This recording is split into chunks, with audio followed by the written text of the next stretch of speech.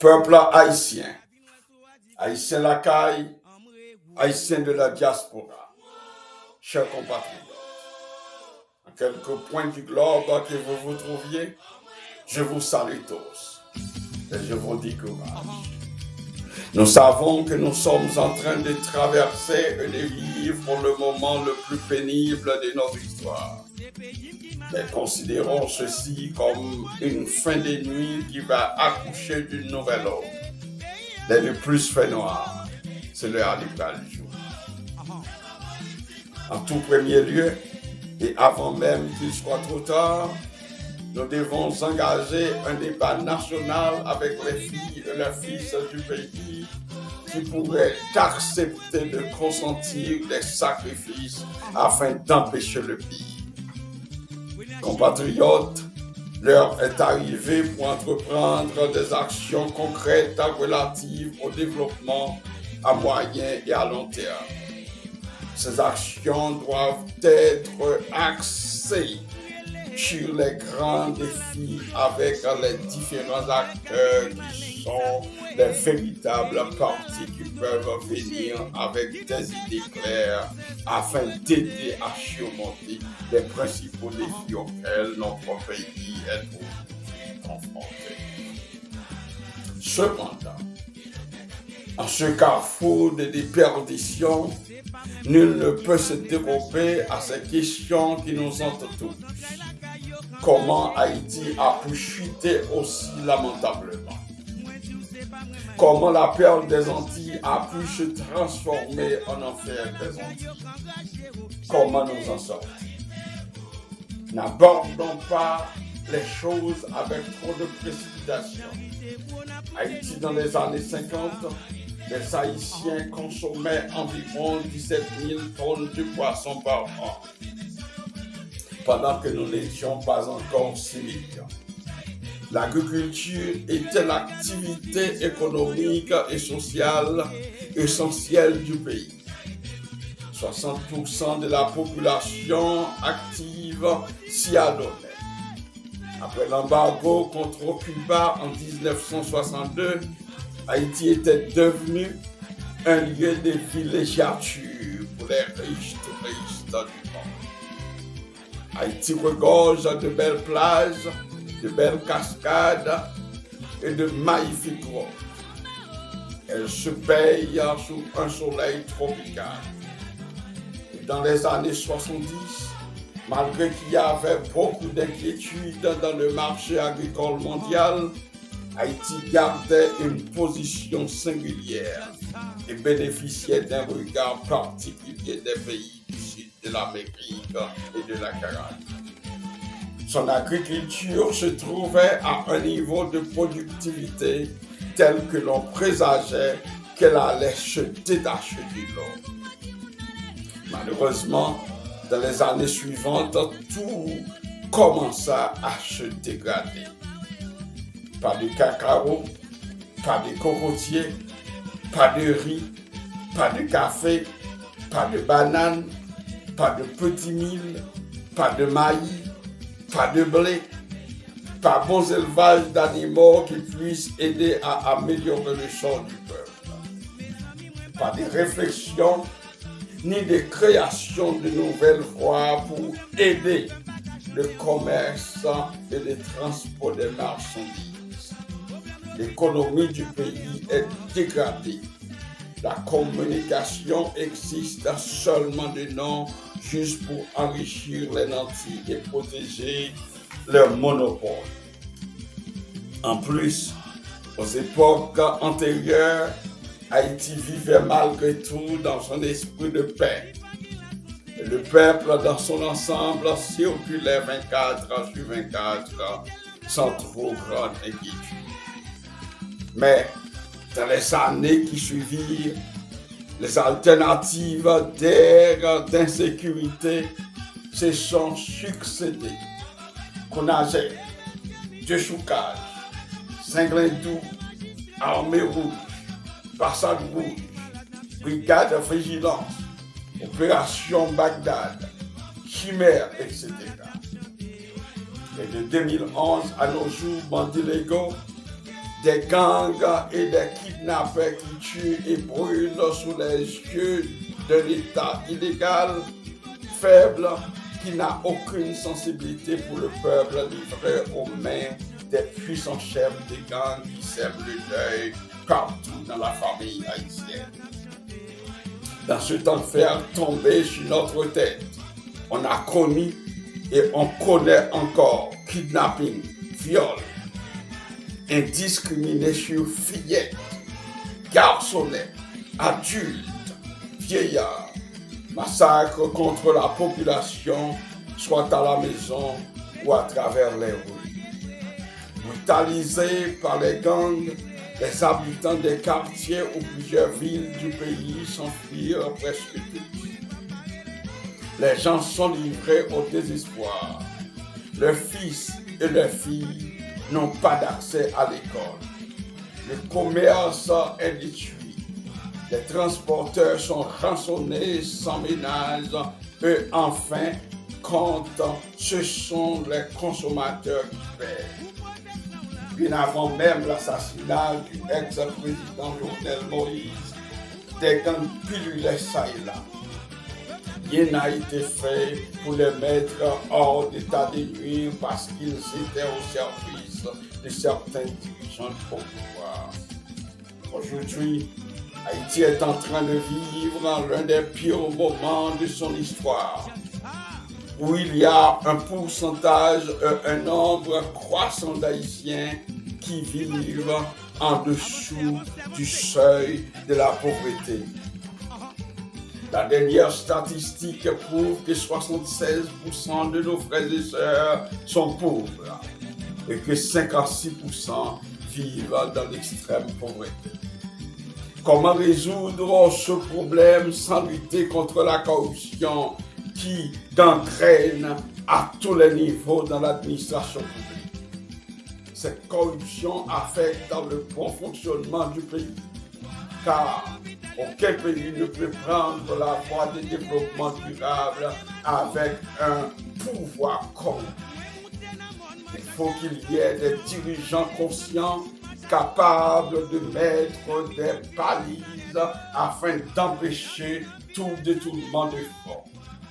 Il faut accroître la transparence à tous les niveaux de l'administration publique pour réduire le gaspillage et le vol. Justice sociale. Pour sortir Haïti de ce bourbier, la justice sociale va jouer un rôle majeur. Elle aura à contribuer au meilleur fonctionnement de la société et réduire la pauvreté, les inégalités, les tensions sociales. Il faut investir dans le social. Pour y parvenir, les pouvoirs publics peuvent agir sur le fisc et le service public collectif, combattre la corruption et améliorer la gouvernance financière, le renforcement du contrôle budgétaire. La Déclaration universelle des droits de l'homme et du citoyen énonce un principe d'égalité entre les individus qui est au fond de la démocratie. Les hommes naissent libres et égaux en droit. Un principe qui vise à supprimer toutes les différences considérées comme injustes entre les citoyens. Dans considérer situation peuple noir, on dirait que majorité finit par payer du monétaire. Tout le monde qui vivait à l'école, stress, finit avec eux. Commencer dans petit monde pour arriver dans grand monde, si vous pas fou, c'est parce que bon Dieu fait vous grâce. La vie en chair, vous pas qu'à manger, vous pas qu'à ni acheter ni vendre, vous sans logement. C'est là qui n'ont pas contre qui les bandits à venir mettre dehors. Poussière tourner habillement pour eux, avec savon pour laver figure. Cartouche tourner bon chanson qu'a abandonné dans les oreilles. si moun nan fek sorti nan votre maman, li souffri problème cœur. La circulation n'existe pas. Ou est plus fatra dans la rue que moun kap circuler. Une question que je voulais poser aujourd'hui, c'est tout simplement ça. Qui ça l'histoire va dire de nous? Avant, généralement, l'histoire était considérée nous étant premier peuple noir fort. Un peuple qui même arrivait à aider l'autre nation prendre indépendance.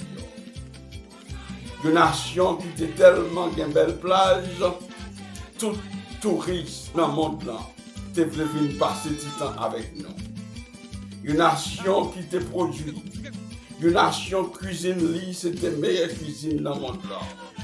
Une nation côté monde qui cap marcher, l'œil au blé, champ l'idée au dit. Mais qu'on y est en ces vols, viol, kidnapping, corruption, injustice et souffrance. Depuis environ 15 ans, c'est saleté qui est écrit dans l'histoire. Question de développement mourinette.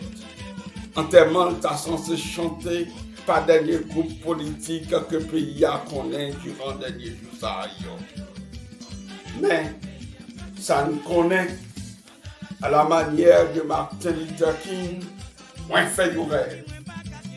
Il y a un passage biblique que nous joignons dans le livre Ézéchiel, le chapitre 37e du verset 5e. L'Éternel dit, voyant qu'il n'y avait plus de vie dans les ossements, il dit à Ézéchiel, voici, je fais venir en vous le souffle et vous vivrez.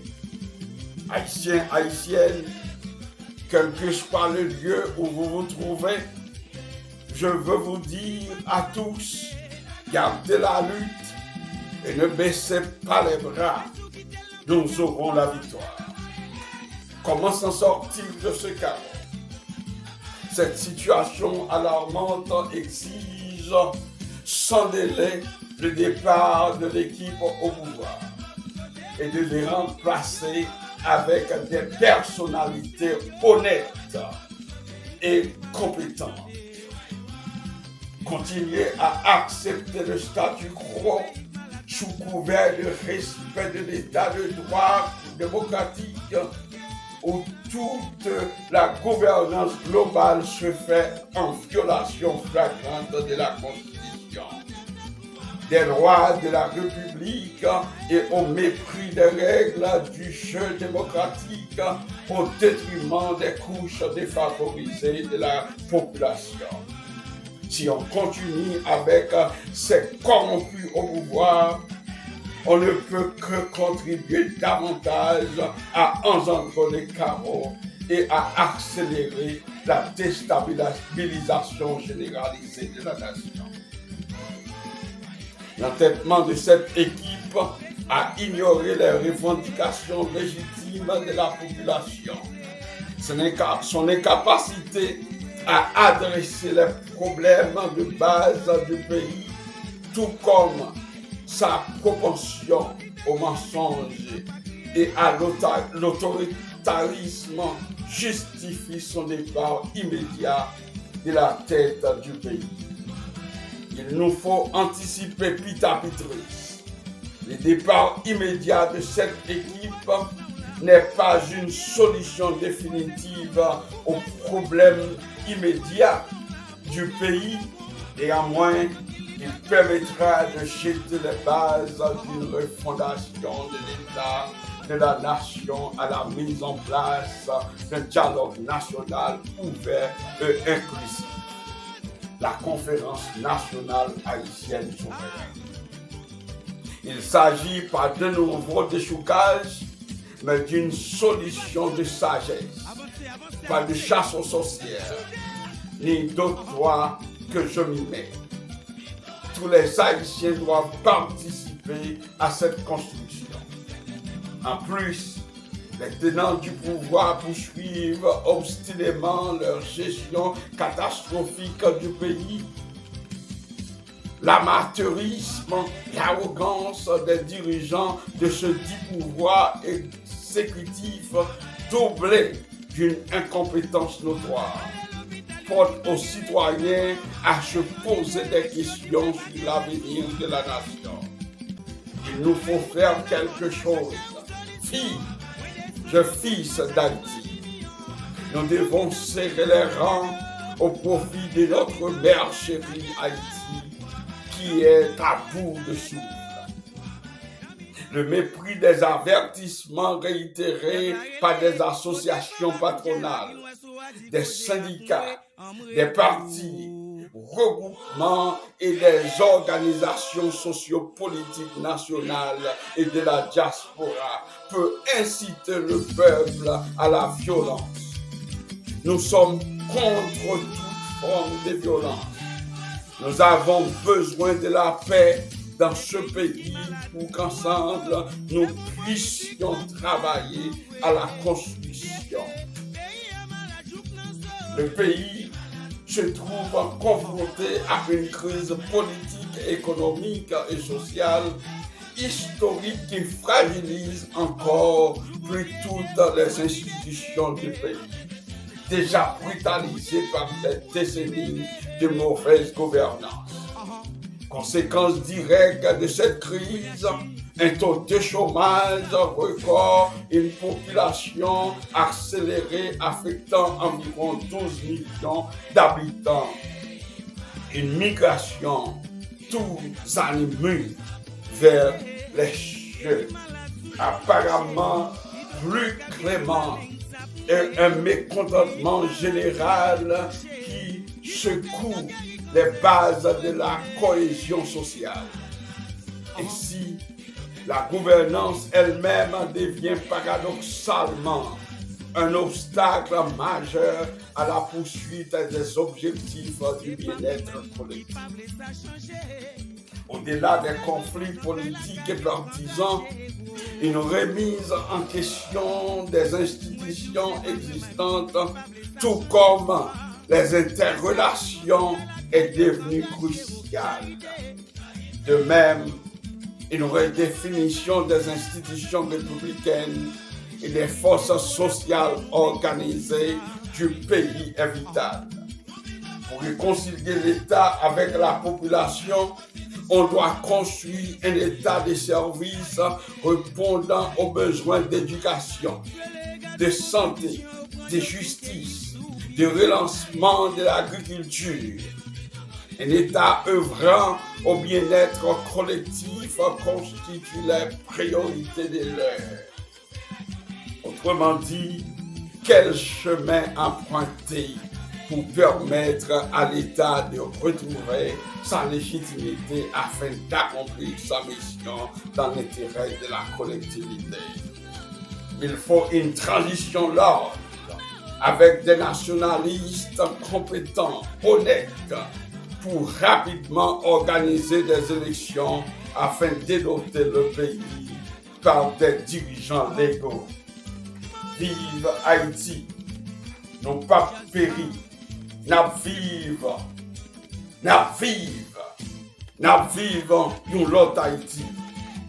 C'était amis, frère, petite vente nation, Dr. Jules Montano, porte-parole, l'initiative pour le relèvement d'Haïti. Merci.